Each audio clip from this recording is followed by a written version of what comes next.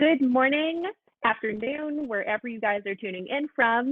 Well, we are so excited at Destiny Museums to be back from our hiatus. We are feeling re-energized, ready to tackle this new year. Happy January to everyone. Thanks for tuning in. We are really excited to kick off this year with some incredible speakers.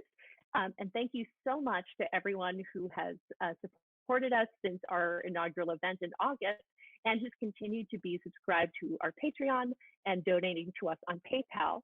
Every dollar that is donated ensures that we can compensate our panelists for their time and knowledge.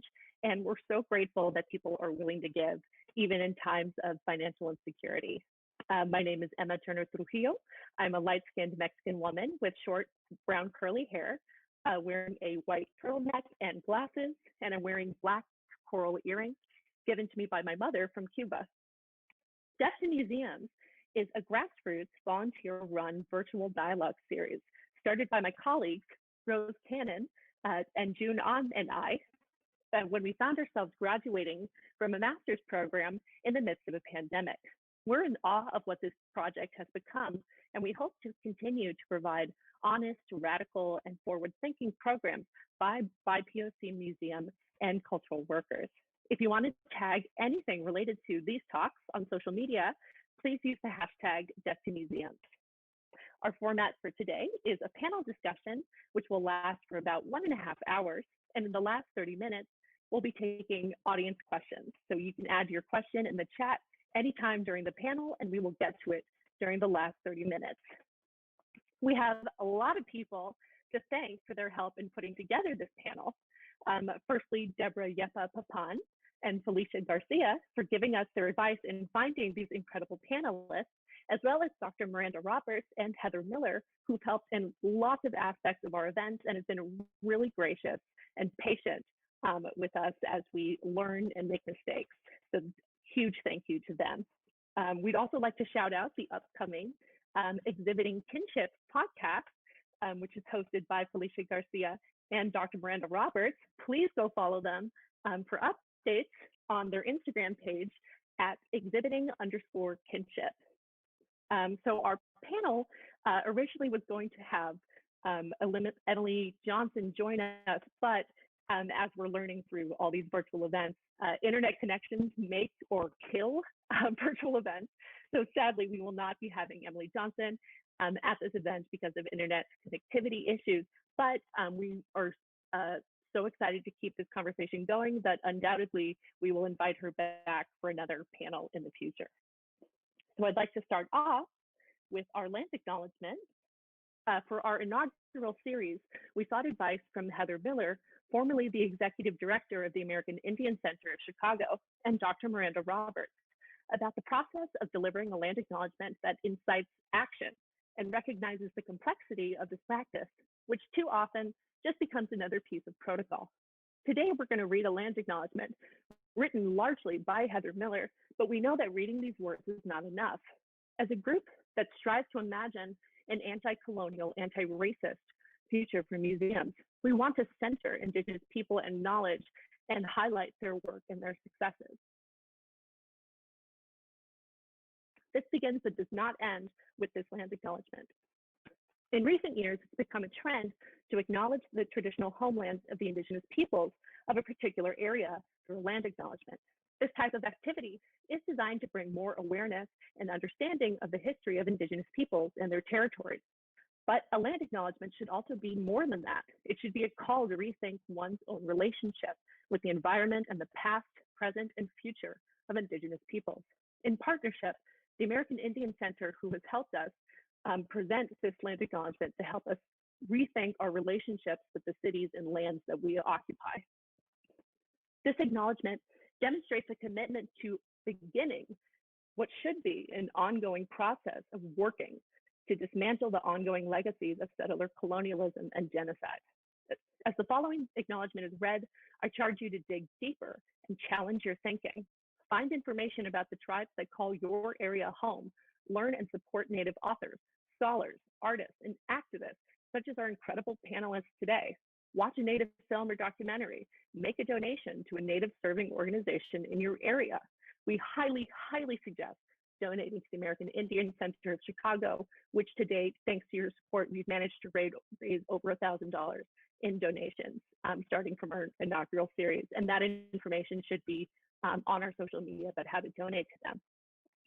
The American Indian Center of Chicago is the oldest urban-based Native community center in the country. It was founded in conjunction with what was called the Indian Relocation Act of 1956, which coerced indigenous peoples to move back to Chicago more than a century after their forced removal. Chicago is located on the ancestral homelands of the Council of the Three Fires, the Odawa, Ojibwe, and Potawatomi nations. Many other tribes like the Miami, Ho-Chunk, Menominee, Sac, Fox, and Kickapoo also call this area home. Located at the intersection of several great waterways, the land naturally became a site of travel and healing for many tribes. Native Americans continue to call this area home, and now Chicago is home to the third largest urban Native American community that still practices their heritage and traditions and care for the land and waterways. So, without further ado, I am so excited to introduce our panelists. As aforementioned, Emily Johnson will not be joining us, but I'm happy to introduce Courtney Littleaxe, Heidi K. Brandow, and Jordan Corbin-Cocker. And I think I'll ask Courtney, please introduce yourself. Thank you. Paveshev na pavidan sequonets wastat na hesheve natista na waponetanen. Hello, everyone. I'm glad you're all here with me today. My name is Courtney Littleaxe, or Wostat. I'm Northern Cheyenne from Busby, Montana. My English name is Courtney Littleaxe. I use she, her pronouns. I'm a Native American woman in my 20s and with shoulder-length brown hair. I'm wearing black, and I'm sitting in front of a white wall at my home on the Northern Cheyenne Reservation in Montana. Thank you so much for that intro. Next, I'd like to call on Heidi.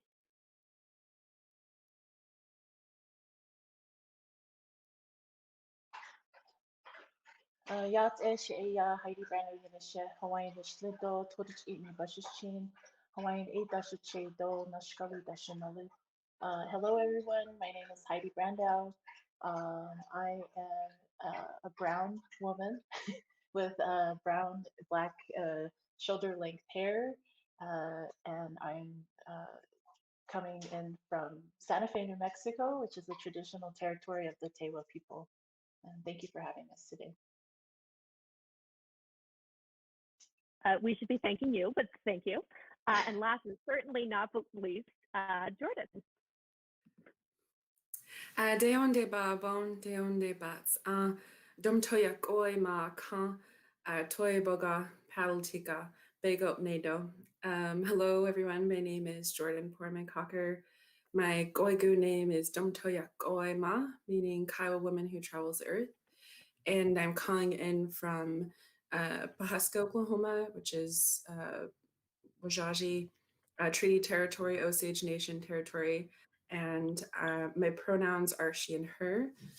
I'm a brown-skinned woman with dark curly hair, and I am in my home office in front of a brown wall with a Tongan tapa cloth on it. Awesome. Thank you all so much for joining. And I think we will just get right into it. But I think starting off, I just want to ask, how's everyone doing? It is the start of a new year, but our same trials and tribulations are continuing. So really, what does self-care look like for you in this moment? I think I would be really interested in knowing how you guys are taking care of yourselves and one another. So maybe we'll start with Heidi.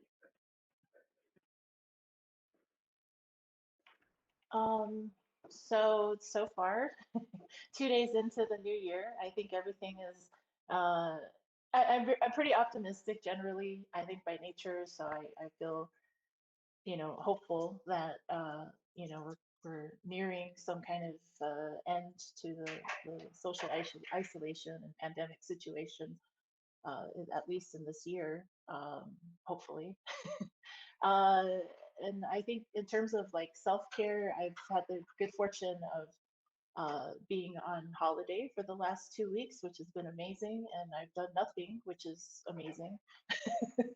um, and yeah, so that's to me, like right now, that's what self-care looks like, is like the luxury of not having to do anything.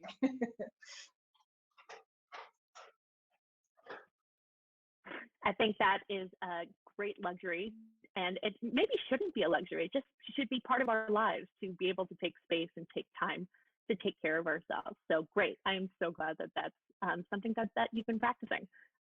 Jordan, how are you taking care of yourself?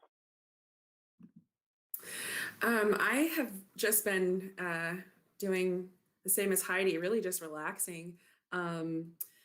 Over the Christmas period and break, I decided to say yes to some projects and no to other projects. And this panel was one of those yes projects. So I think even just saying no to some things that are, collaborations that may be a little bit more draining or require more education on my part has been really relaxing. It's been a long year, 2020. So I think that's one way. And then coffee, keeping warm, staying in. We had snow here in Oklahoma yesterday, which was really pretty. And so after this talk, I'll be driving down to the Wichita Mountains to go rappelling.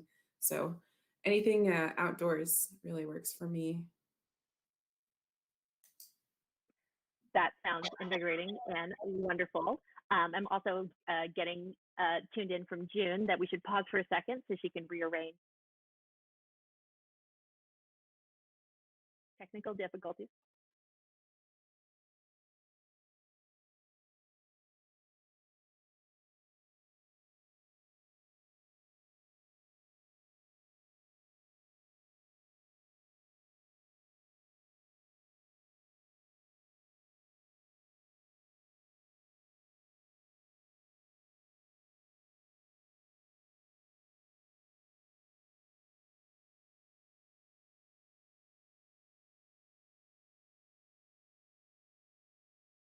So to our audience, while June is still fixing up our little tiles, please put in some fun questions. As mentioned at the top of this, we'll be saving the last 30 minutes for questions from the audience. So you can type them in at any time during the talk, and we'll be collecting them in a document. So this would be a good time.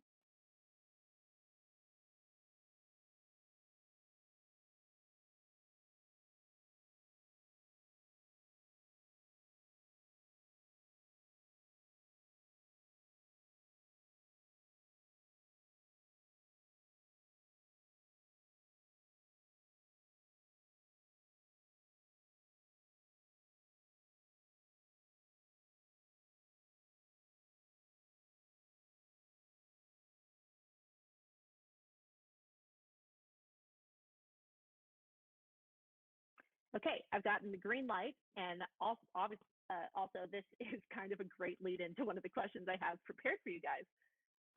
Digital events have forced us to rethink how we interact with knowledge, art, and people. How has this digital space affected your practices? Has it been a positive in any way or a negative in many cases? Jordan?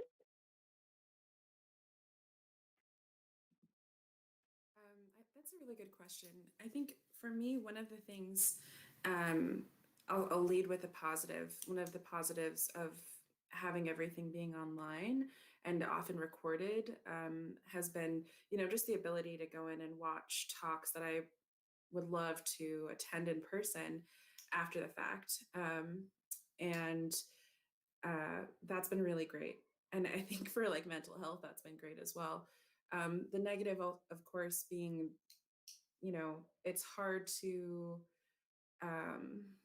go without those regular in-person exchanges, and when people, at least in indigenous country, attending talks is so important, to actually meeting people, to talking to them in person, to sharing breath, to sharing food, and that kind of virtual space has been really interesting.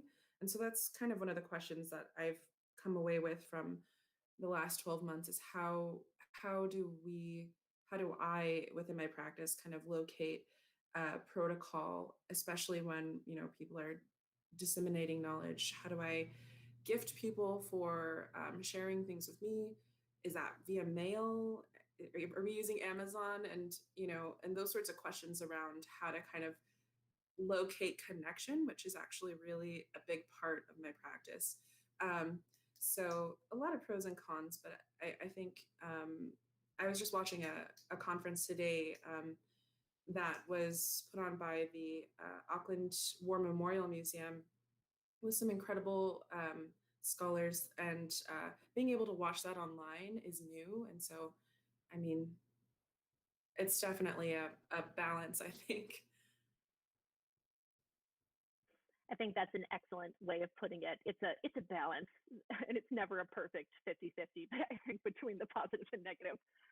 Also, I realized I neglected to ask Courtney how you're taking care of yourself. So, Courtney, you're next. Um, Thanks for coming back to me. So self-care for me looks like mainly just like artwork. I do a lot of beadwork, and I'm able to spend time with family. And I was able to come home throughout the pandemic and be here with everybody. So it was nice to be here. My community is getting really hit really hard with COVID. So it's nice to be able just to be around family for that. Um, and yeah, I also have been cooking a lot for my family, and taking the time to try to learn my language. And also just I got a new puppy, and so I've been trying to train him, and I've gotten to the point with him where he like only understands Cheyenne words. So it's really fun to have that sort of, I guess, like a little distraction away from the reality of what we're going through right now. So yeah, I mean, mainly just trying to take time for myself and my family, and um, yeah, so I've just been home doing that. That is an excellent use of self care and time. And maybe the same question then over to Courtney and Heidi, if you want to jump into this. How have virtual events and virtual practices affected your day to day in terms of the work you do, or even creatively? Uh, I think that being in this like online platform all the time, it's generally fine. Like basically, as Jordan had pointed out, I think it's actually really great in a lot of ways that we're able to invite speakers or attend events that normally would take so much time and effort and resources to happen, but in this digital platform, um, having the time, having the accessibility really to join in on those types of events has been really great. I mean, I guess the biggest downside for me in terms of like being in this virtual like setting is just that I am working most all the time from home, and so there's just kind of that blurred line, like between trying to balance out, like, oh, I've been sitting in front of the computer for 8 hours, like I should not do that, like and then also just like trying to negotiate like your family and like home time and then your work time, because like I said, those lines are so blurred at this point, and so making those types of distinctions, and hopefully 2021 it'll kind of even out or something and I'll be able to manage it a bit, a bit more seamlessly. But generally, I think it's fine. It was a little freaky there for a moment. Not gonna lie, like when everything went down, just seeing kind of how it had adversely affected so many of us and like other artists, friends. Uh, but I think at this point, it's been really great to see how our communities have really kind of like, gotten together to try to support the arts, support artists, and keep everyone afloat in the scene. So thank you all for whoever's listening out there, watching, whatever. If you've made any type of purchases or like work towards and promoting arts and artists this year or in 2020. It's greatly appreciated. So thank you.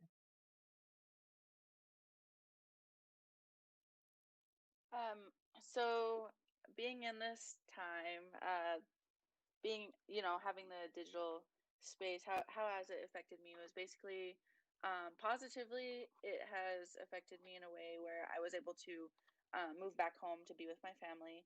And, during this whole, um, these times, and um, yeah, I was able to move back home, and I just actually got back from LA from moving out of my apartment because I had just moved into that apartment when I was there.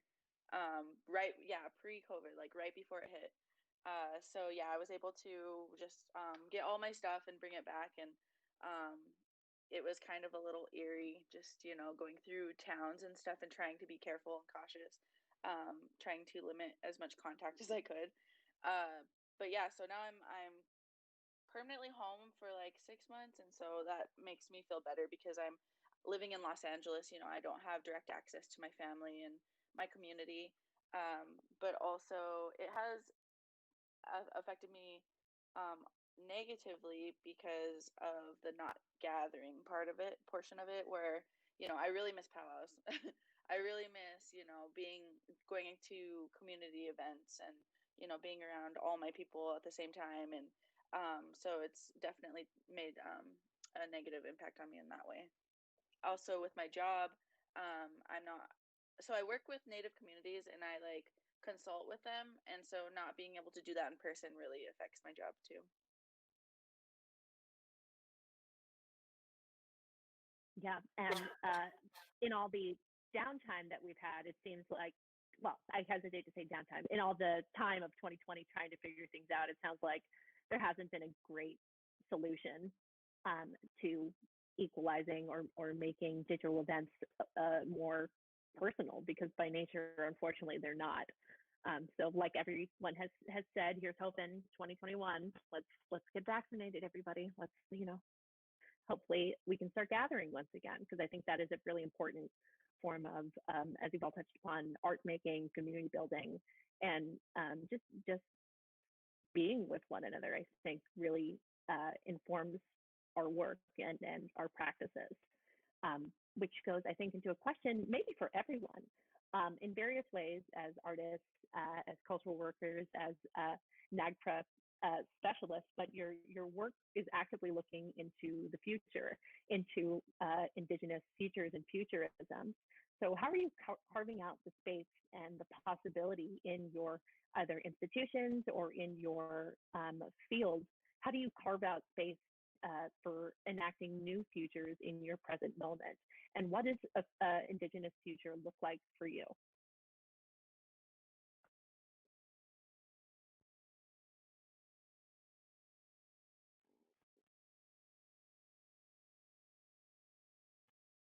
Do I have to pick on someone? Heidi. Okay, so I'm at Harvard actually, and so the whole time I've been there, I feel like that's generally been my main focus is to um, research ways in which we can ethically engage with, as artists, as creative practitioners, as designers, native and non-native, more ethical means of engaging indigenous people in our creative practice. Because I think till now, especially when we look at social practice and other forms of art making, when non-natives engage with native communities, and I think just like minority communities in general, people of color, that it's often done through a lens of this kind of very old school, like um, kind of like, extraction method. So, I've been spending a lot of time, actually all of my time at Harvard, kind of looking at what that looks like. What are the possibilities? And in terms of like indigenous futurisms, I mean, within the last year, 2020 was amazing in the sense that we were able, myself and three other um, friends, if you will, colleagues, we founded the Harvard Indigenous Design Collective, which I think was well overdue at Harvard.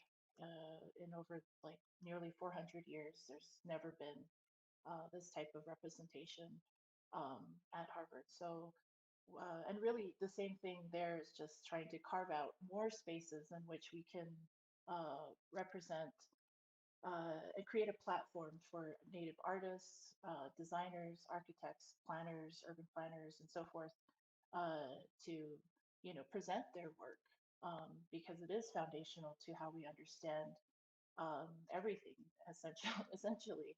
But it's been largely ignored. So really, it's about, I think, the work that I've been doing is really just about that, is trying to create the platforms to highlight the work that our people have been doing forever and to create the space for that.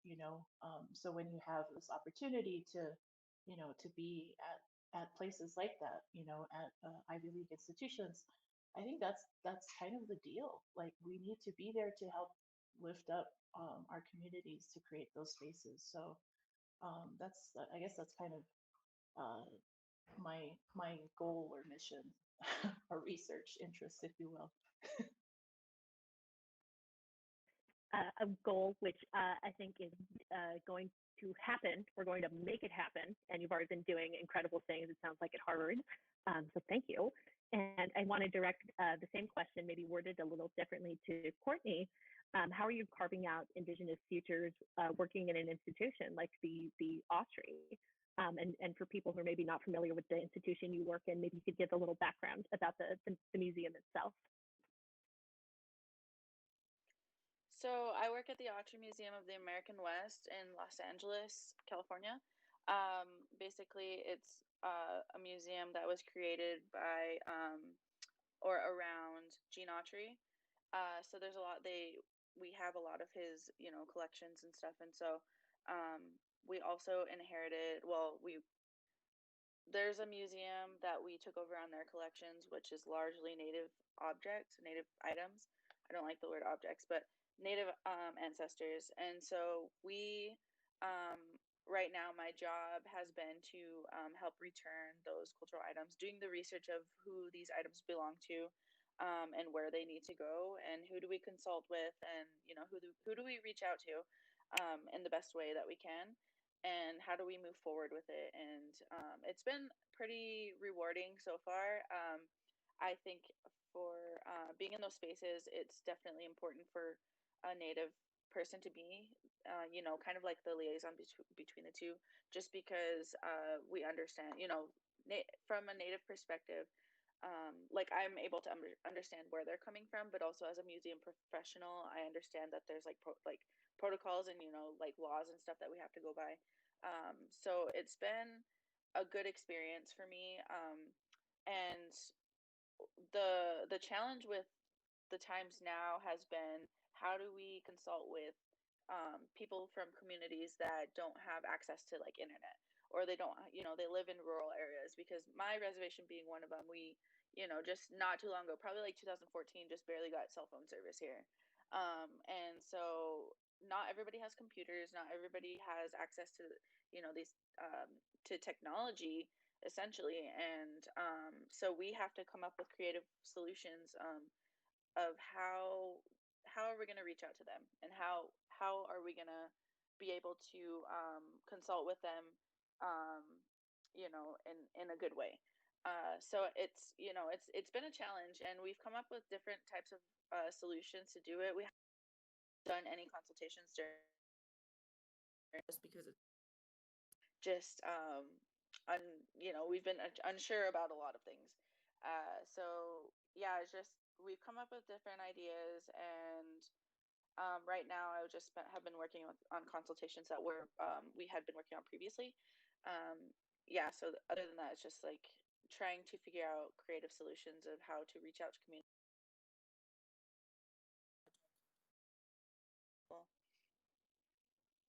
or in-person contact. Yeah, and we would love to know what some of those solutions are to reaching out to folks who have limited or no internet connection, as we discovered today. I think that that is an excellent point. And one of the biggest probably downsides of the digital events that are happening is that there's so many people still left out, either can't participate or can't be part of it. And lastly, of course, I want to touch on Jordan and your work and thoughts about indigenous futurism, maybe in your personal work or in your institution, and how you're carving space for yourself.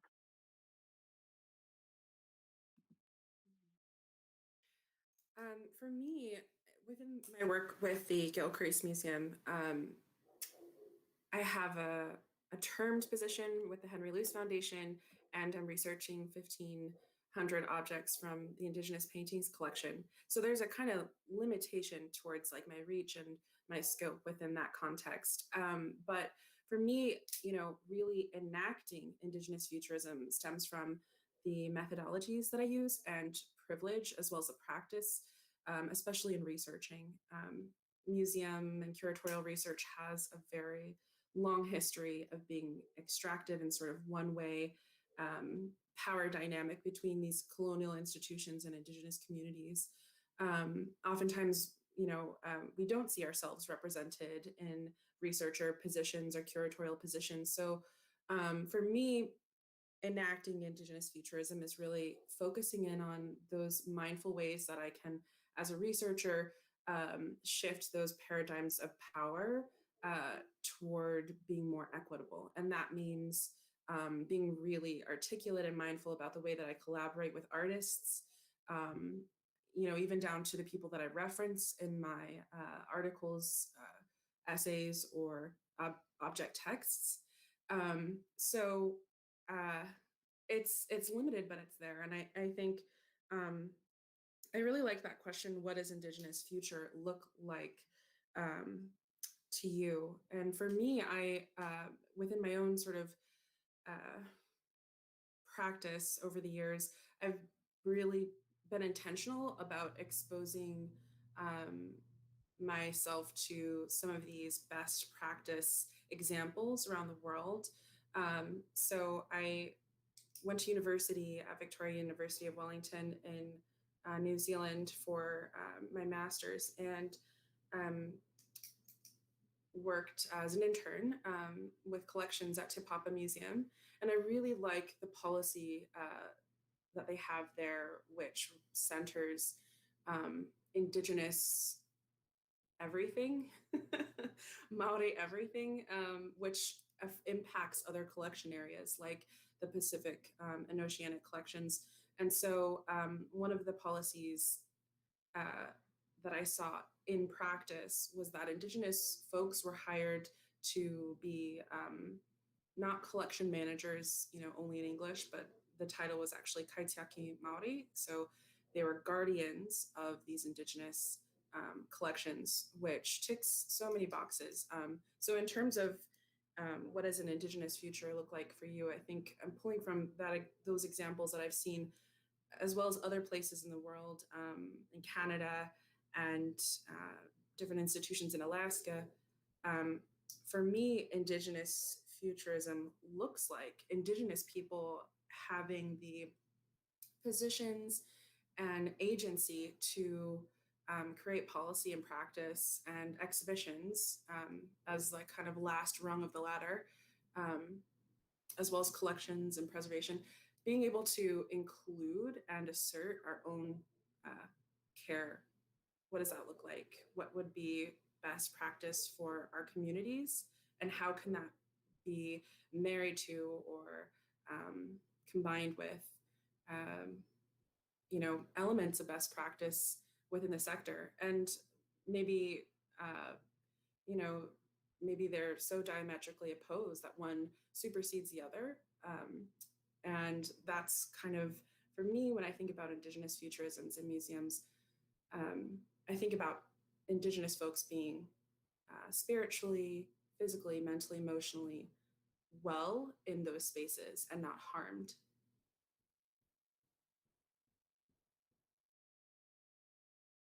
I think that is a really fantastic point that you touched on, is the harm that Native folks who work in collections have to deal with. constantly, especially if it's an institution with, well, most museums have colonial roots, and the way that I also hesitate to say objects, art and cultural heritage and knowledge, the way it's stored, it's sterile and cold and wrong often, and it's damaging to the integrity of these pieces of art, and also the people who have to interact with them and constantly correct that knowledge and correct their colleagues and have to deal with their colleagues' ignorance, which I've also been a part of, and the unwillingness to do better is something that hopefully is not going to be allowed now in the year 2021. We saw incredible interventions in 2020 and long before that. I was really excited to invite Emily Johnson. She did an incredible intervention here at the Field Museum in Chicago. I won't talk about it in her place because I'd love for her to speak about it in her own words. But I think that also leads to when working in arts institutions or even higher education institutions, do you think it's possible to create lasting decolonial change from what may start as a short-term intervention, which have proven to be successful, but how do we turn that into something that actually sticks?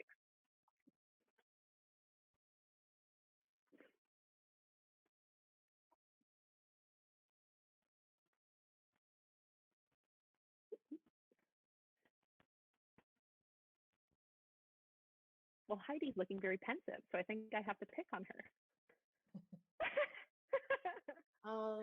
How do we create lasting change in colonial institutions? So that's the million-dollar question, and I don't think that I have, the 100% answer to that. However, I do think that, at least in my experience, at Harvard, I think that it's important to have buy-in from the entire community. I think that if you're only going to have just like a couple people, advocating for, Native, more ethical means of representation for Native and Indigenous people, it's not going to happen if it's just like a one-off situation where we invite a guest curator or, a fellow for the semester, whatever it may be, that it really needs to have large community buy-in from all levels. And I think that once that type of buy-in occurs, it's a higher chance that these types of proposals or institutional changes could be, more sustainable. And so, I think especially like in the higher ed situation, looking at things like curriculum, and having our non-native allies being the ones also advocating for this type of change to be included, so that it's not just our burden as Black and Brown people to be the ones initiating these types of this type of change or these types of proposals. So it's really like developing those types of relationships that are, beyond our Black and Brown communities, and having our allies advocate on our behalf, using their positions of power and authority to help create that sustainable change in these types of institutions. Excellent point. Thank you, Heidi. I think I want to pick on Courtney to continue this question. I agree. I think that it does come from, thoroughly having input from Brown communities. And a lot of the times it's hard to do that within museums because, you have people that their intentions are good and they want to do it and they want to help, but then there's other people that are kind of just like, they don't understand the importance of it and they just don't get it at all. And why do we need to do this when, they're not a part of this, and it's really difficult to kind of talk people into doing it because it's like the best thing to do or whatever. It's just it starts from the top, and when you can't access it, you know, or I guess when you can't make them care about it at the top, then it's kind of just like, how do we function in this then, and what does it look like for Native people to be included in this? Because if there's not people, you know, like the top people like that with the money that care about it, then like how are we going to even be able to create change?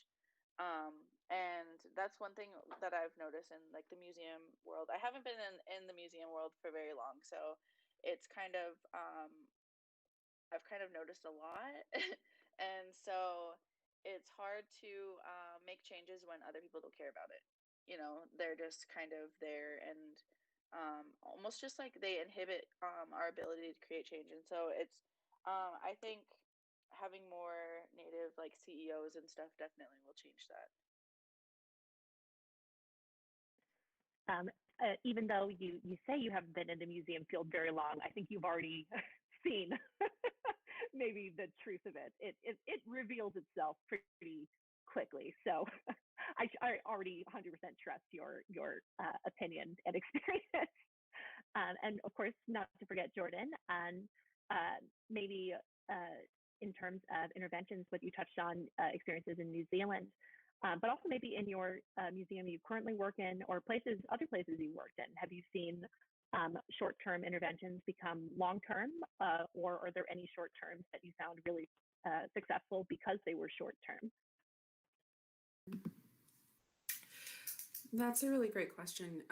For me, I feel like there's a distinction between change. You know, when we talk about change, are we talking about advocacy? Are we talking about activism? So there's these different levels that change occurs, from precedent, like these incredible shows. Hearts of Our People has opened here in Oklahoma, which was co-curated by Terry Greaves, and features incredible indigenous female artists from all over the nation or country, and from many nations. And so this show sets an important precedence within the scale of indigenous art, and also the perspective of indigenous art, which is often has a different focal point from really honing into female artists, especially as such a collective. So I think for me, there's the distinction between these projects, these short-term projects or exhibitions, or interventions, as setting a precedent. And that's really important for the public to be exposed to this level of re-representation, sometimes for the first time, oftentimes for the first time.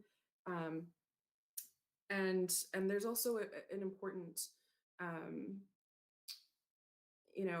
element of, we were talking about, Courtney was talking about colleagues. It's important for them to see as well that these shows and these projects are highly successful, because I think one of the main things, especially here in the US, that museums struggle with is just representation, like brown bodies in the offices, brown bodies, on staff permanently, and much less on museum boards or as executive staff. So for me, I feel like that those distinctions are really important, and impact and lasting change really occurs when we see a balance of representation of Indigenous folks creating our own policies, which would change the nature of the shows that we see and the projects that are funded. So this question for me really dips into the interconnection between museums and institutional racism, where power is pulled and kind of controlled by a small number of people who benefit from the dispossession of Indigenous people from our cultures and cultural heritage. So these are members of society who benefit from things like white supremacy, white privilege, intergenerational wealth, or classism, ableism, sexism, and other social illnesses connected to the imbalance of colonial power dynamics. And so, I think where I've seen this in other institutions, true change within these colonial projects, which part of my part of the perspective that is out there in indigenous scholarships is that all museums are houses for the dead, for the living, and they celebrate the victor and diminish the vanquished, arguably, or do they? It's a question. But I think acknowledging those histories is a really important step. And when we think about short-term projects, I think they're useful in leveraging perspective and convincing white folks in power in institutions that perhaps the way things are done or have been done is not the best way to go about it, which we as indigenous folks know this, but it's a lot. I mean, in Oklahoma, one of my earliest experiences with the museum was not good. And there were, my mom always talked about museums as being kind of creepy places where people's clothing and their shoes and their baby boards, cradle boards, they got put into these places and it was not good, And so I remember my earliest experiences was seeing one of my great grandma Etha's cradle boards on exhibition with zero context. And I mean, it was so impactful that I, really impacted the work that I did creatively and as in the field that I pursued in higher education. And, but those sorts of experiences, I think about, like, it really kind of goes into this area of anti-racism. And this year has been such a microcosm of what that might look like on the ground. So I work in Tulsa. That's where the Gilcrease Museum is. And we're on this strange time loop of like concentric time. So this coming year, we have the centennial anniversary of the Black Wall Street Massacre. And we also have the centennial coming up very soon of the Osage murders. And so Oklahoma really is the site of so much colonial violence and mass murder and trauma. And I feel that all of these important truths are really reflected in the art institutions and art sector that we see here. And I've had some really interesting experiences, because I've only been at the Gilcrease since February, talking to community members about this. And when I say community members, I don't just mean, Kiowa folks. I mean community members from the Osage Nation, or artists, community members, curators, practitioners from the Black community here in Tulsa. And one of the questions that I feel like is something that I'm continuously asking myself is how many generations have to pass for folks to realize that radical change must occur. And I feel like, this year, a lot of uncomfortable conversations have been put onto museums in Oklahoma, including the Gilcrease, where people are sort of, community members are sort of demanding certain things, ranging from accountability to apology for some of the ways that arts institutions really participate in those narratives of either silencing or marginalizing communities that are very much alive and well. And so, yeah, I mean, this is a really great question. Obviously, I feel like I could talk all day about this, and I'll probably put a pin there. But it's important, to think about ourselves as not just radical imagination,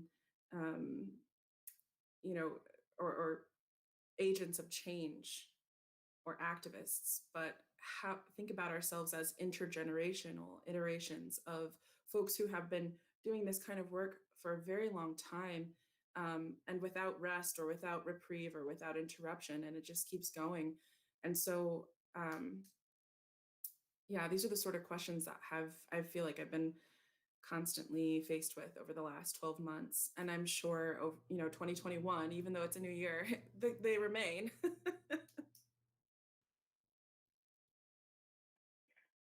Thank you for speaking your piece. I would love to hear you keep talking forever about it. Don't apologize.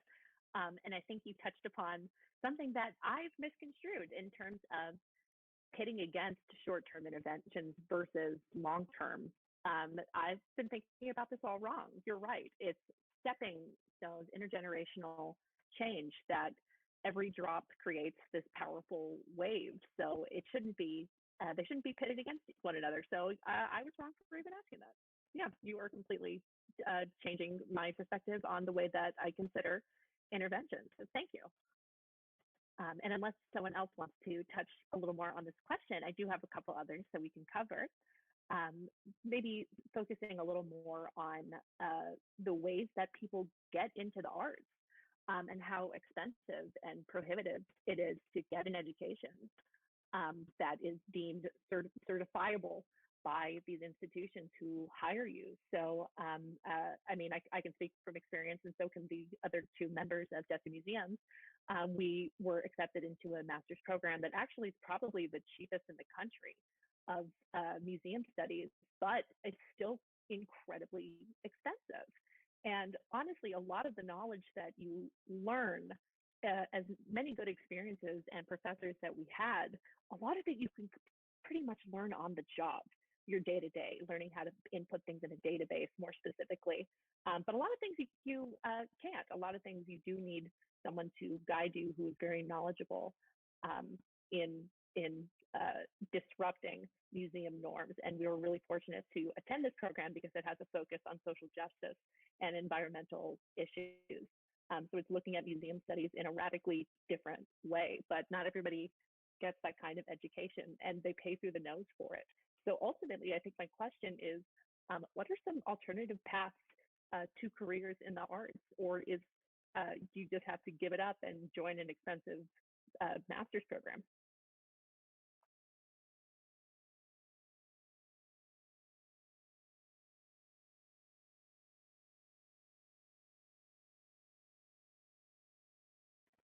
I'm going to pick on Courtney.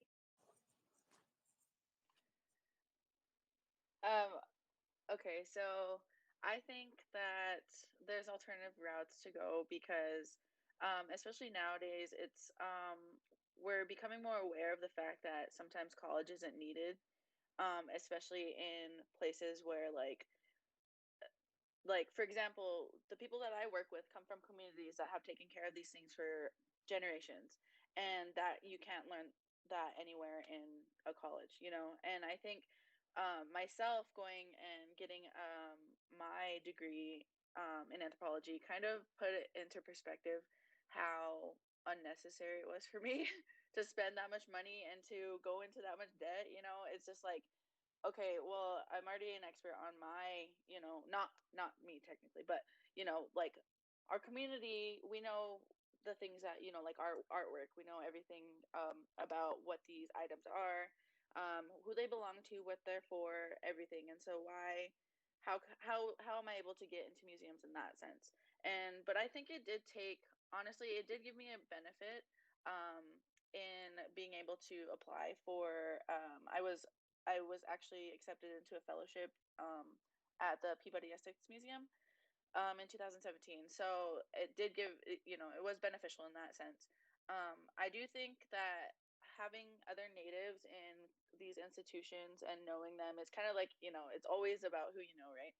So me being in this institution, I can bring other experts in from my tribe that, you know, like medicine people, we have, you know, council members and stuff that know these types of things. And so having kind of creating an avenue with that is, I think, where that was beneficial to for myself. But going into these times now, I just don't, to me, I don't think that that we should champion it in our, I mean, not champion it. I guess we can encourage it, but it's not the only way to go, you know? And I feel like a lot of people on my reservation and stuff, like when they look at college, are like, oh, it's something that's like not attainable, or, you know, they have to go away for it. We do have college here, but it's kind of more of a burden on our community people that have to go out and try to figure out how to function in a white society. Whereas like here, it's like we're home, you know, and we can still learn from our elders. We have community knowledge and education here. So yeah, I guess I'm like 50-50 on it, just because I went to college and I got my degree and everything, but also I want to encourage other people like that on my reservation too. Is just like, you don't have to do it, you know. There's other ways to go about it. I think that's an excellent way of putting it. I think I may be 70-30, 70 against going for higher ed because I'm bitter and I had to do it. Jordan, I think I want to ask the same question to you next. What are your thoughts on alternative paths to working in the arts?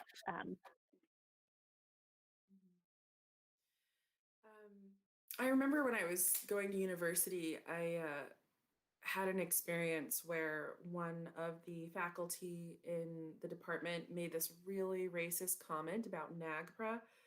It was a class about repatriation, and in New Zealand, you know, NAGPRA is not part of practice there. It's a different country. They have their own policies and legislation around repatriation. But and so he was explaining it almost like theoretically, and this faculty member said that when he learned about NAGPRA, it was NAGPRA, emphasis on NAG.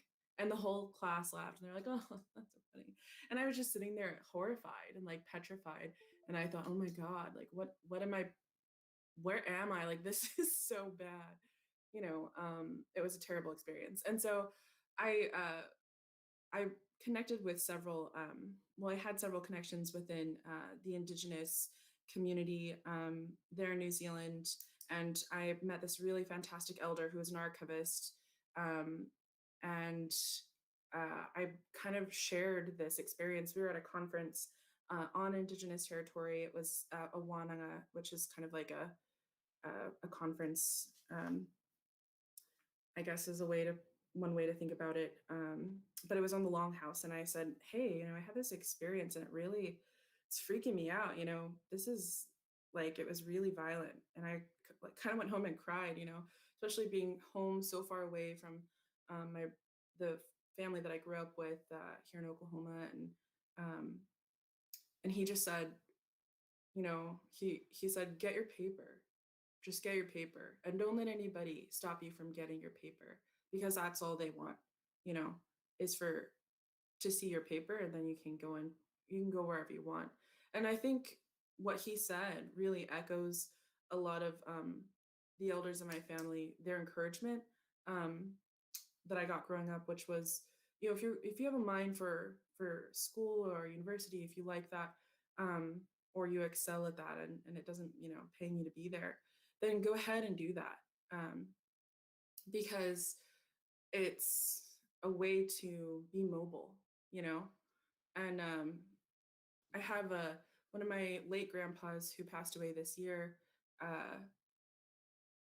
Luke Toivo. He told me something similar in my early 20s when I was, you know, wanting to go out to university and go to New Zealand where my dad's family is to do it. And he was like, if you're good at that, then you just keep doing it, you know, all the way. And remember to be useful to us, essentially, to your people. And, you know, when I think about that, I like how Courtney was talking about it is like a burden, because when you go do your education, it's like learning another language. And people, you know, our people have a lot of, at least in my family, some stigma around that because of the education system here in Oklahoma and how it was used from its very first sort of iterations of boarding school. And to this day, there's, you know, folks in high school who in my generation get told things like, oh, you're not smart enough for college, you're never going to go to college.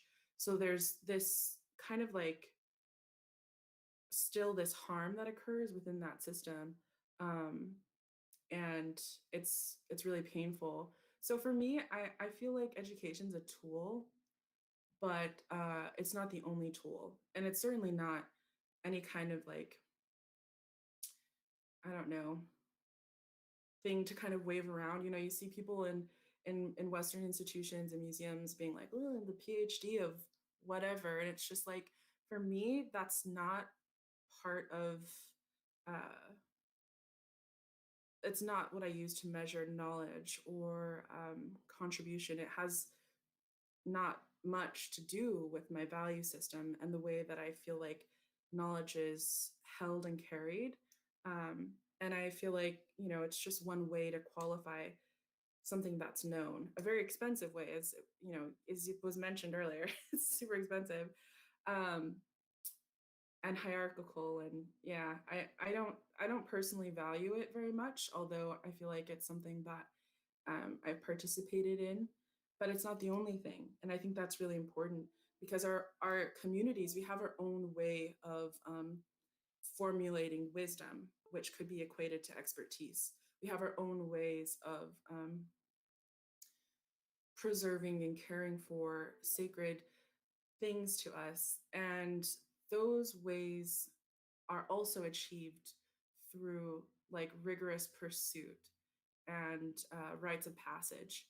And so I'm far more interested in those traditional ways of holding knowledge and those traditional ways of becoming someone who is eligible to be a carrier of sacred things, uh, than I am interested in Western education. But I mean, it's a tool. I feel like yeah, it's not as, I don't know how to put it. I, I don't know how to put it without kind of repeating myself, but I think that you know, our communities know what's best for themselves, for their objects, for their best practice, and I feel like those methodologies and those approaches do need to be represented in institutions that house their own objects. Thank you once again. And I could also rally on about higher ed for 10 years, but I want to hear Heidi. Um, so I 100% agree with Jordan and Courtney. I think that,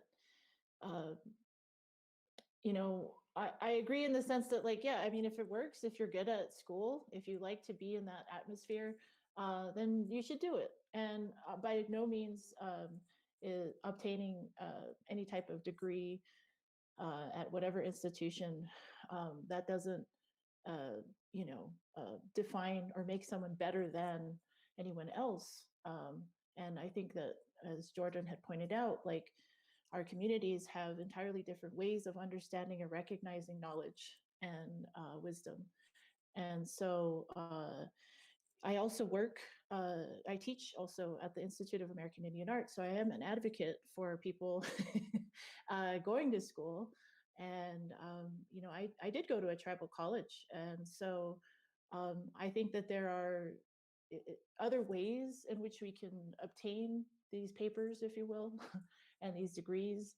And, you know, tribal colleges, I think, are a really great option for our community members to attend, because they're centered primarily, or they at the very least recognize our indigenous ways of learning and understanding, and incorporate that into the curriculum, at least for the Institute of American Indian Arts. And I'm pretty sure that's how it works for all the tribal colleges. So yeah, I mean, there's definitely, and I know at II, for example, that they do have a museum studies program that is centered on, you know, Native research methodologies. And so, you know, and I feel like that may be one of the only ones in the country. I mean, correct me if I'm wrong. There's probably other, you know, programs out there, but yeah. So there's ways. I mean, there, if you want to participate in it, I think it's a great way to kind of at the very least meet other people that are interested in the same things to create your network, and also to kind of challenge all of these very like archaic ways that our people have been represented and continue to be represented. So if it's your scene, I say like go for it. And we definitely need it, but it's 100% not absolutely necessary, and by no means defines anyone's status within our community. So extremely well put. And to people watching and maybe who are capable of hiring folks, maybe let's not dissuade people because they don't have masters or they don't have a PhD for certain positions. Because honestly, a lot of the day-to-day things in institutions you can learn on the job. You do not need an expensive degree to learn how to put data into a database. So it also should be less on the person tasking them with having to get a certificate, a piece of paper, a very expensive education. Really, it should be on the institutions to not lower their standards, but make them realistic and make them more equitable.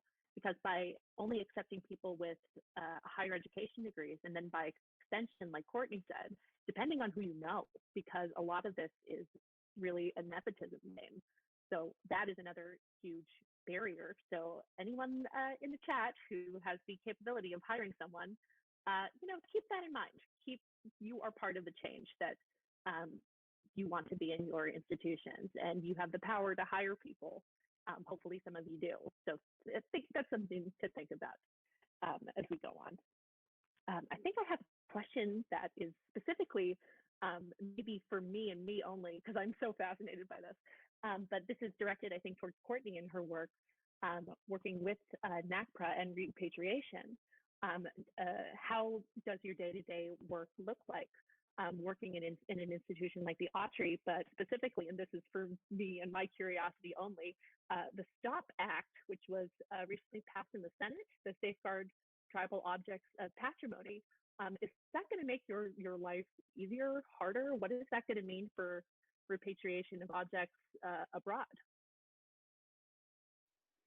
Thank you for those questions. I think, so to address the first one, my day-to-day work looks like basically just trying to work on the repatriations that we have already going.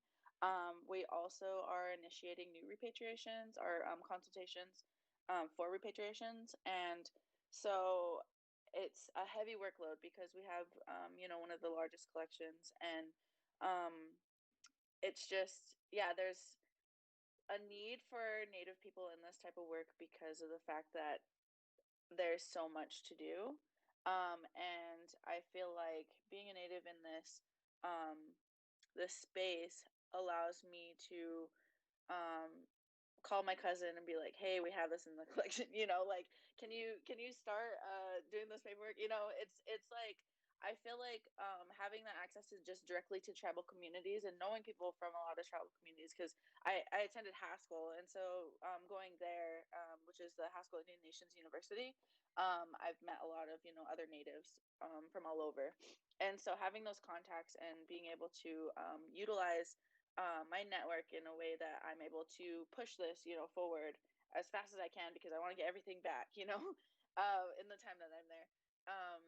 I think it's just, my day-to-day is just trying to outreach to people, trying to move it forward as much as I can.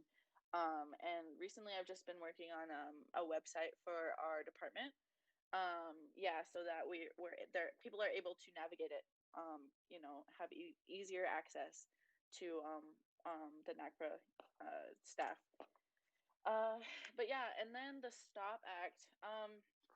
The STOP Act, I feel like it's definitely gonna shake everything up, and I think it is gonna put a lot more onto our workloads, but in a good way, in a good sense, because it's NACPRA is going to be enforced, which I since I wanted to be a part of NACPRA work, that's what I was like, why can't we just amend like revise NACPRA to give it more teeth, to be able to like charge what is it called, like charge institution fees, for having these items in their collections, ancestors still sitting on the shelves. And I always like to make this kind of like to put it into perspective. NAGPRA was passed in 1990, and which was before I was born, and here I am still trying to figure out how to lay the foundation of like repatriation policies for museums, and like how do we do things, how do we outreach to these tribal communities, and what's the best way, and how can we come together so that every museum isn't reaching out to the same people, and they're having to give information, because that's just more work on the communities. So trying to make it easier for native tribal communities and stuff is one of the biggest things that I really advocate for. And so the Stop Act, I think, is a blessing. It's also kind of like, it's going to put a lot of work, a lot of stress on us, but still, that's the reality of like the reparations that museums owe to Native communities is just doing the work to get that stuff back, because we didn't take it from ourselves, it's it'll definitely give us more ground to stand on. And in regards to international repatriation, I think that's definitely going to help out a lot with trying to get a lot of our stuff back. Because in like early salvage ethnography and anthropology, they sent a lot of items overseas, and we don't have ground to stand on to get that back. So with the Stop Act, I think it's definitely going to help us out a lot. And I'm thankful for it. I was following its journey from the House to the Senate. It just happened like in December. It finally made it passed into the Senate, so it's been a long time coming. And exactly what you touched on, it's a lot more work. And this is purely selfishly, I was excited for the precedent it might set for Mexican objects that are in German, English, and French museums. I'm like, okay, are we going to get a bill that is comparable to this now that we have a precedent? So I'm really excited for that, because international museums have not been held liable at all, or fined, like you said, Courtney, or been shown any really anything more than a slap on the wrist, if that, to give pieces back to where they belong rightfully. So yeah, that is fantastic to hear about that. Also, Courtney, are you the only person working on repatriation and NAGPRA at the Ospreys? I'm not. I have, other colleagues that are also helping out with it, but I'm currently the only like dedicated one. Oh God, they hired yeah. me specifically for this. The other like my supervisor, everybody has other duties. But I'm mainly just NAGPRA. Like that's just my job title. So I recently, so much. yeah. So I'm the repatriation assistant. So it's dedicated specifically to NAGPRA. Right. God, I think that also might be a commonality that I've seen. The Field Museum of Natural History, where I work, we have a dedicated repatriation department, but I think it's only 2 people, 3, if that. And I think one of them might be limited term. I might be wrong on that, but again, not giving funding to this necessary activity, because there were no repercussions for not abiding by it until now. Yeah, and I also have to point out that I have very supportive colleagues of, they're really trying hard to help bring these items home. And my first repatriation with them was when we were able to send the items home, it was very rewarding, and it was it's a team effort, and I'm glad I'm a part of that team, because I really admire the people that I work with. Awesome. Let's see. That was a Courtney specific question, and also, like I said, a selfish one. But Jordan and Heidi, do you have any opinions about the recent passing of the Stop Act and what that's going to mean for repatriation, like Courtney was touching on?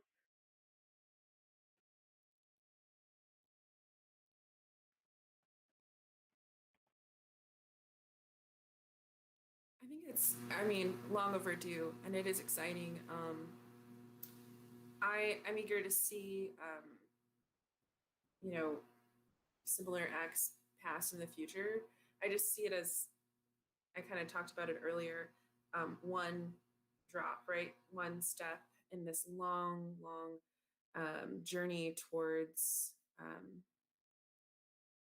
equity or any kind of justice between Indigenous folks and collecting institutions. So definitely exciting, though, an exciting step.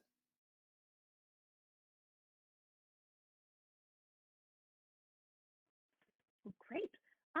Those were all the prepared questions I had for you guys. So, though it's a bit early, we've made it to 1:20, so we have a good long chunk of time to answer audience questions. Please continue to drop questions in the chat. I see a couple already that have been gathered, so I'll dive right in. But keep asking your questions. We'll be here until 2. So first off, this one is Jordan specific. Does Jordan have a critique of the Dance Arbor exhibit at the Oklahoma Museum of Natural History that was developed with active participation of tribal members? Could you ask that one more time? I will ask that one more time. That was a long one. Do you have a critique of the Dance Arbor exhibit at the Oklahoma Museum of Natural History that was developed with active participation of tribal members?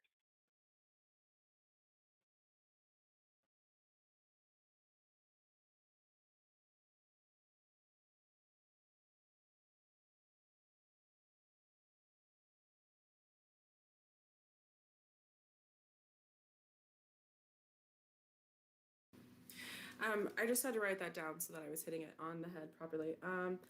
I don't have a critique for that. I feel like I don't think I've actually seen that exhibition. I do know in terms of collaboration, it's so important to have the right communities represented. So I'm not going to speak about that because like I said, I haven't seen that. But collaboration is so important. I have been writing several object texts for the Indigenous paintings, 2D Indigenous paintings collection with the Gilcrease. And the museum has only just this year, for the first time, hired their first and curator of Indigenous art and culture, Chelsea Herr. So she started in June, which is really exciting. But, you know, I think for museums which are, you know, early on in their journey or moving towards developing new relationships with Indigenous folks, it's important to have a kind of reflexology or a reflexivity of those past relations or even the absences or voids of those relations. So I'll just talk a little bit about that project since I can't answer that question. But one way that I feel like it's important for me to connect with this collection as a researcher is to work with artists and allow themselves or sometimes their descendants, if possible. It's only a 2-year project, so there's over 80 artists on my specific list, 250 artists in the collection in its entirety. So we're already a year in. And this is the issue with termed projects is, you know, the funding is a resource, but time is also a resource. And you know, that's something that I feel like institutions should take into consideration when they're wanting to do these really impactful and important projects that maybe set a precedent or reveal something new about their collections, but allowing people to have their first voice narrative is really key. It's a really important part of my methodology. And where possible, honoring that kind of like self-sovereignty or nationhood sovereignty in sharing the mic is key. It's something that that kind of concept of cultural humility is really important, especially in the context of museum research, because a lot of the times they sort of paint themselves as the experts of everything, and they're not. And so when we're doing these collaborations, the power dynamic is really important to be aware of, as well as those sort of relational histories. You know, how were people treated in the past, and how is this project really cool project, one iteration of those relations over time, right? So it is an opportunity to do something new, the work that I'm doing, or something a little bit different, but it's also having that awareness of there's limitations to what we can do in these spaces. It is really important. That was a fantastic answer. And to Courtney and Heidi, if you know about this dance arbor exhibition at the Oklahoma Museum, if either of you want to tackle that question, go for it. I'm not familiar with that exhibition, unfortunately. So I can't I can't participate in that conversation. Unfortunately, I'm not familiar with it either, so I can't really say anything about it. What? You're all not familiar with every exhibition that's ever happened ever all across the country? What? How dare you? No worries. We have plenty of other questions that we can touch on. Oh, this is quite a good one. Can our panelists share what's been inspiring you lately? Any books, art, or works they would recommend? And I'd love to hear from Heidi.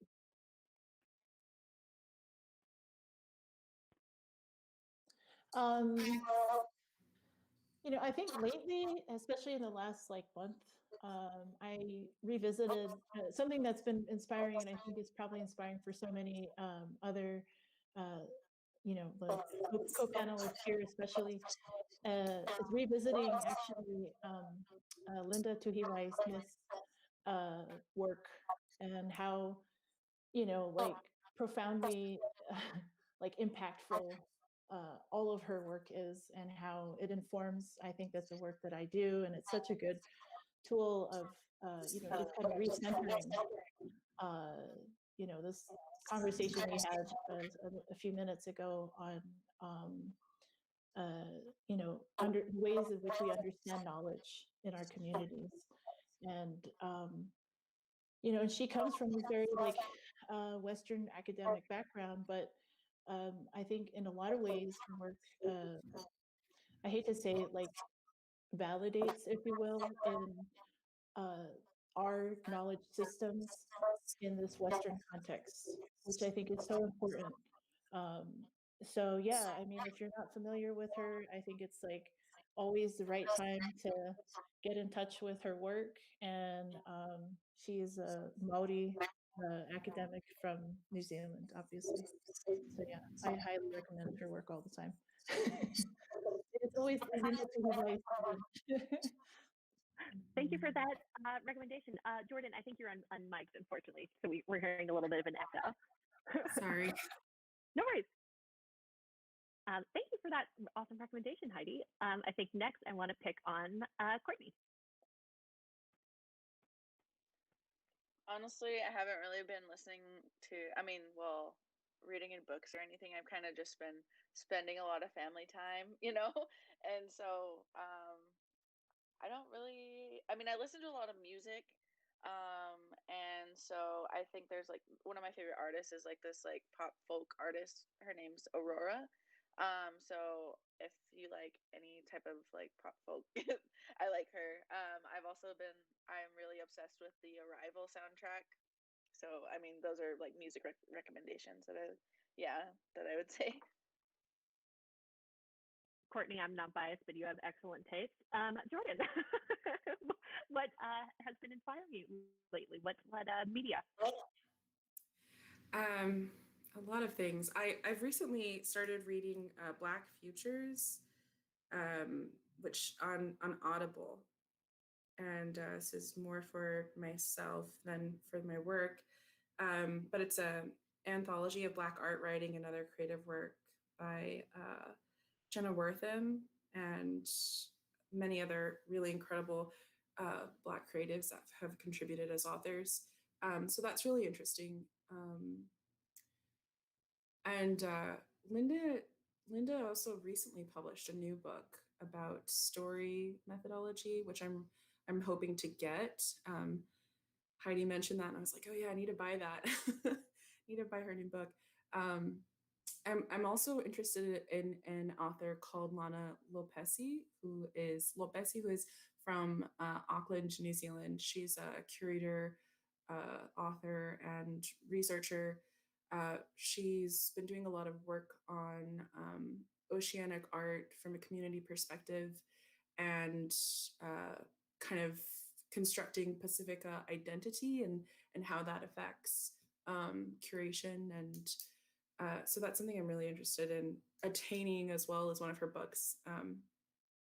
And let's see, I also read Braiding Sweetgrass. That's just like my go-to this year when I'm kind of done with art history books, or these anthologies or biographies. I'll just go ahead and read Braiding Sweetgrass, because I love just the connection between you know this scientific field and also indigenous knowledges and narrative and voice. And I feel like that's definitely the potential, right? Like that's definitely the potential of indigenous folks, going ahead and pursuing these different fields of, anthropology, art history, museum studies, and then all of the other Western knowledge fields, is that ability to create new amalgamated space that really uplifts ourselves and our folks and our knowledge, and our communities, and contribute in that way. So I feel like I just love Braiding Sweetgrass. I'm not a botanist or an ethnobotanist, but I love hearing about, those connections between the earth and, um, you know, environmental science, and the kind of poetry between those two perspectives. Thank you for that great recommendation. I will have to definitely add that to my list. And as we mentioned early in our introduction, if everyone in the chat is not following the podcast exhibiting kinship, which hasn't started yet, but please go follow them on Instagram. I'm sure they'll be posting soon. So that is another thing to add to your list. Also, there have been a number of great conversations and panels by Indigenous women and folks in Chicago that I'm happy to plug. The Newberry Library and the Field Museum of Natural History partnered for I think a 2 or even a 3-day event called Indigenous Intervention. It's all free. It's all on YouTube. Incredible panels, incredible speakers. Please go watch it. And similarly, earlier in the year, there was a focused talk featuring alumni of the Destiny Museum panel, Felicia Garcia, and a few others who spoke about land acknowledgement, and really just digging deep into how rote, unfortunately, they've become for institutions to deliver and then not do anything actually to change themselves. So that's also available on YouTube. I think it's on the Field Museum YouTube channel, but if you just type in land acknowledgements panel, I think you should be able to find it. So those are 2 of my unsolicited recommendations. Let's see, we have another audience question. This, I think, is for everyone. Do you have any other examples other than those mentioned of institutions making powerful systematic change? So have there been any successful systemic changes happening either maybe last year or even the years prior? I'd just like to say that in the year, in 2020, I think it was a big year for the Harvard Graduate School of Design, in that this is the first time, as far as I know, that they had a studio course, 2 studio courses actually, that were centered on working with Native communities. The first 8 weeks we worked with the Minneapolis Native community, and the second 8 weeks we worked with the Squamish Nation in British Columbia. And so I think that's a huge deal, in that also the school, the urban planning department at the GSD, has expressed interest in hiring Native faculty as a more sustainable means of continuing these types of courses at the GSD, because they're absolutely necessary and totally relevant. And I think this coming semester, well, this semester now we're in 2021. um, I'm thinking I'm like in December, and we haven't emerged yet. But anyways, yeah, we're in January 2nd, 2021. So this spring, I believe will be there. There will be another course in landscape architecture that is going to be working in Oklahoma at one of the among, I think it's a Pawnee Nation or Ponca. But in any case, we're working closely with one of the native communities there in addressing a Superfund site. So getting our, the Harvard GSD students to engage in these really critical issues that are affecting our communities. So it's been really, honestly, like that whole, all of these courses and all of the excitement around continuing this type of work, I think has been really inspiring. And I'm just hopeful that, this type of enthusiasm for Native and Indigenous issues at the GSD and Harvard at large continues. Heidi, I want to hear everything you've been working on. I have a question just for you after this. Thank you for sharing that, what sounds like an ongoing success. And yes, I hope it continues to get the funding and space that it deserves. That sounds fantastic. Courtney, do you have any, maybe even an exhibition that you were impressed by, or an intervention, or something that you felt made a powerful systemic change in your field? I'm just gonna brag about the archery. Just kidding. um, so my position was funded by one of the largest grants given by a native tribe. Yeah, so I think that is like something that's a it's a power move essentially. And I think that it also gives like the tribe power to I guess oversee the positions and make sure that everything's going smoothly in the way that they want it to. And I think the archery is a great partner for that. And so yeah, it wasn't just my position, it was like my position and then I think like one or two others, or I could be wrong. But yeah, it was a large grant, and so I was just really happy that I was able to be chosen for it, just because I had just gotten out of college and I was just kind of like, well, I don't know how to get into this field. And so yeah, so I was fortunate enough to be able to acquire that position, and it's been pretty rewarding. And I had never been to California in my life, so it was I was just kind of like, okay, well, I'm moving to LA. But yeah, I think the archery is making really good moves of trying to do the best they can with indigenous representation and collaborations and consultations. So yeah, I mean, other than that, I know there are a lot of museums around the country that are making big moves too. But I'm mainly just wanted to brag about my institution. And right, you should. I was in LA for a time, and I got to see the during the Pacific Standard Time exhibitions that were all across California. It was over 80 exhibitions on Latin American art and artists. The Autry's exhibition, who I think was curated by Professor Charlene Villaseñor Black, is incredible. And yeah, so even since a couple of years ago, I think the people who have been invited to work there, even in short term, have been making great strides. So that's fantastic to hear that they're continuing that progress with you. That's great.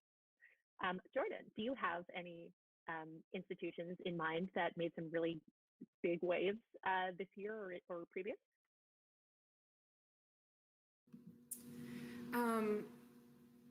No, but I do have an institution that I do want to go visit.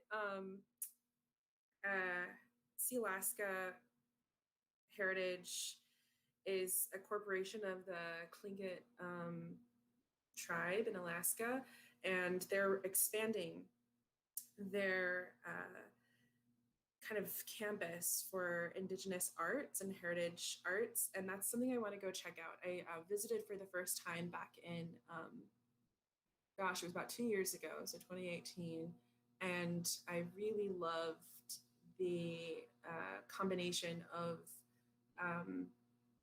indigenous art, well, not even art, like indigenous best practice for handling objects. I think I mentioned this in a discussion before with Dutch museums, but there was an exhibition on when I went to visit, and it was about masks, Tlingit masks, which are carved. And there's a cultural element to the masks that is more to do with the sacredness rather than sort of everyday profane objects. And to respond to this, the curator put this plant, which is part of, I don't want to misspeak for it, but for me as a Kiowa person, it reminded me of cedar. So it's used to kind of like clear off around these certain masks that they had in their long-term collection. I thought that was so beautiful and thoughtful to kind of care for the audience in a way that was spiritual, as well as these other ways that museums care for things. And so I'm really interested in their expansion, and I'm really interested in what other ways that they're indigenizing their art and heritage campus up there. So when the world is safe again, that's kind of a place that I'm interested in traveling to is their new campus.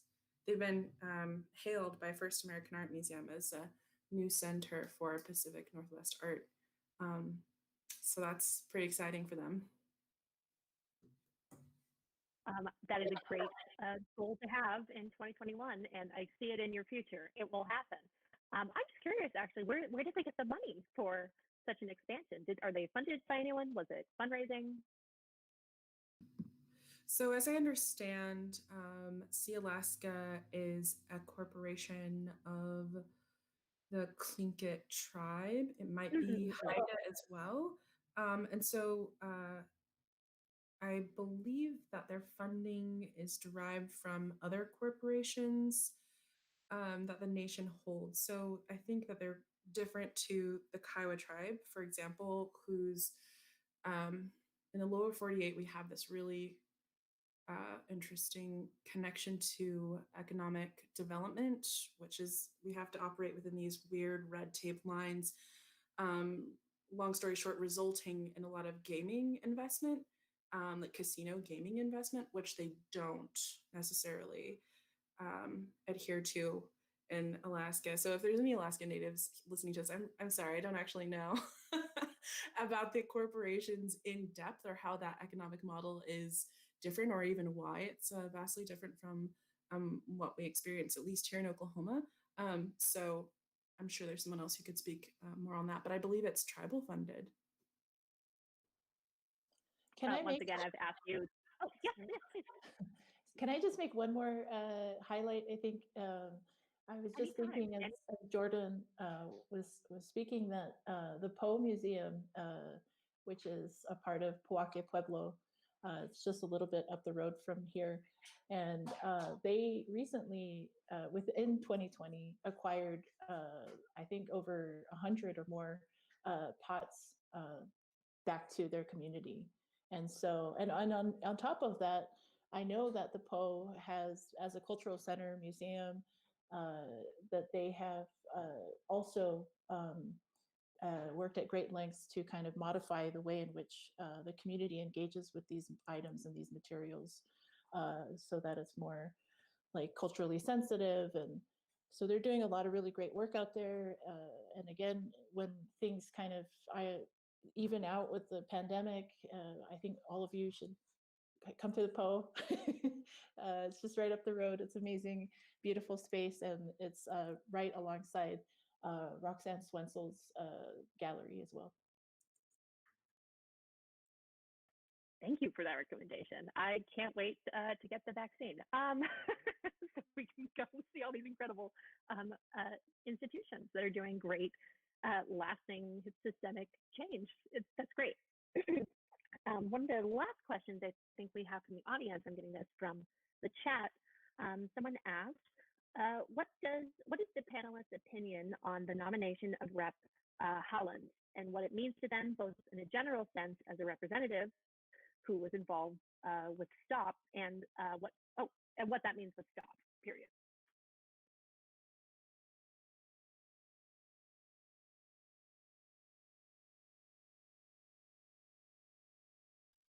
I'll start. So I think what it means to me is like sorry, let me start over. What it means to me is that it's just like proper representation, you know, in a sense where we finally have you know, a seat at the table at that level. And I think also it's exciting because, you know, my siblings, you know, got to see it. My little sister gets to see it and know, and she knows that it's like doable, you know. And so that I think is what was the most important thing for me is like, you know, little Indian kids everywhere can see that they're able to make change in those spaces. And yeah, I think it's a great thing also because she was a part of STOP, and I think that gave it also a little bit more leverage. And yeah, I mean, I don't know what else to say about it other than I'm like happy to see a Native woman in there.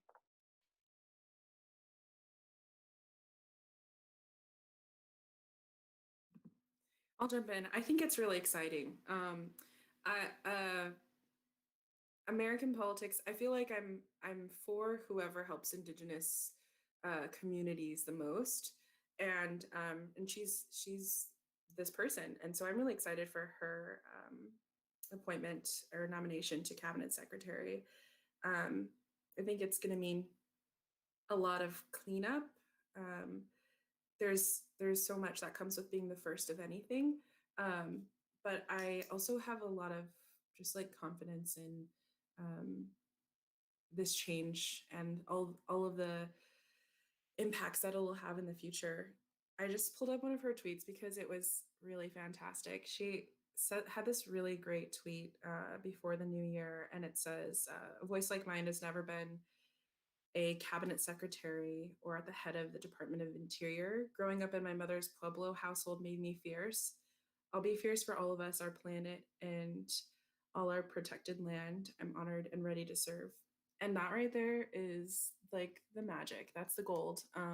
That's the the prayer for, you know, policy change or meaningful change from the top, is that, you know, Indigenous women or Indigenous folks, regardless of their, I guess, gender, can and are, you know, infiltrating these spaces that at one point we were excluded from, and can create lasting change. And so for me, that was a huge win of 2020, and I'm really excited for that. Same, just to echo everything that Courtney and Jordan just pointed out. As a matter of fact, this summer, I had briefly worked as a fellow for the New Mexico Democratic Party, and so had worked with Native communities in getting her reelected, and also to, you know, getting more Native people to vote, which, as we saw in this last election, really turned the tide for our presidential race. And so hopefully, you know, I'm really excited. I'm happy that we have a Native representation in that position. It's totally overdue, and I think she'll do a really great job. So I'm excited. One of the few good things maybe to come out of 2020. So great, excellent. I think that's all the audio questions we have. So, ladies, we've been talking for almost 2 hours. And I want to hear you talk up until the last minute. So Heidi, Courtney, and Jordan, first of all, thank you for showing up and giving your honest, lived answers. And I know a lot of it is not easy to talk about, so thank you. And I hope this wasn't too much of a damaging experience. I really hope that you felt comfortable. And thank you to everyone in the audience who was very respectful in asking questions and interacting with one another. So lastly, I just want to hear you sing your own praises. I want to hear about what you're working on, what you've been doing, and any upcoming events or projects that you would like to share. Heidi, I need to hear everything about what you're doing. Please go ahead. Well, I'll be working from my house, and no, I actually I have an exhibition coming up. It opens in January 11th, I believe, as part of the UCross Foundation Native Fellowship that they have. Myself and Luzanne Hill, who's also a Native artist from Oklahoma, will be doing a co-exhibition at the UCross Foundation, and then I think around March or April, it'll then open up at Yellowstone. And so that's a thing. And then, I'm still out at the GSD and looking forward to, we're going to be planning some like speaking events for the Harvard Indigenous Design Collective. So please subscribe or follow us on Instagram and YouTube. In fact, Miranda, Dr. Miranda Roberts, was actually our first guest, and she did do a really well-needed presentation on land acknowledgements, which was really highly attended and well-received, and such an important and timely message. So yeah, I'm with Form and Concept Gallery here in Santa Fe, New Mexico. Hopefully I'll get some work done. Get some paintings done. I have to get some work out and finished for them. But yeah, you can follow me on Instagram. I Heidi K. Brandau Art is where you can find me and just kind of stay up on the latest stuff. And hopefully, I think I'll be working with the professor in the landscape architecture department on developing this course related to the Superfund site that affects the Native community in Oklahoma. So that's exciting. And thank you for having us. And Jordan Portman, Cocker, and Courtney, I'm so excited to meet you. I think you guys are amazing. You're so poignant, and I hope that this leads to other future collaborations. I also just wanted to say you're one of the only Native Hawaiian or Polynesian / Native American people that I've met in this field. So aloha, talofa. Yes, there will be future panels. This ain't the end. So we're bringing everyone back. We need to have many more of these. And we're so happy that we had all of you. And unfortunately, Emily couldn't join us, but we are so excited to have her back in our next iteration. Heidi, thank you for sharing all of your upcoming projects. You have a stacked year. And Rose, who's on duty, dropping in all of the links. I'm sure she can find the links to your upcoming exhibition as well. That's so exciting. Courtney, what's going on? What are you speaking on? Any other panels? Are you any new recipes? I don't know. Honestly, I don't really have any other panels lined up. I'm more so just working on trying to figure out how to consult tribes, reaching out, to different people within different nations, and just doing that work. I kind of just do community organizing every now and then in my own community, but with COVID, I haven't been able to really be a part of that. Other than when it very first started, I was helping with COVID response, and so that was kind of a project I was a part of. But really, other than that, I've kind of just been laying low a little bit and enjoying my family and working from home. So it's been kind of rewarding, just staying home and able to spend as much time with my family as I can. So, but I'm also on Instagram, court_axe, and I just kind of post, just random stuff. I do try to help a lot with MMIW stuff. So posting stuff about, missing murdered Indigenous women, mainly up here where I'm from, because we have one of the highest rates in the nation. So it's really important to me that I, get the word out to people and stuff regarding MMIW. And other than that, I just post random art stuff that I do, or just random things that I'm really passionate about. So Yeah, thank you for having me, and I'm looking forward to meeting you all in person someday. And yeah, thanks. It's been a pleasure. Pleasure's all ours, and it's great to hear that you're taking care of yourself and spending time with family. That is a valuable time, a way to spend your time.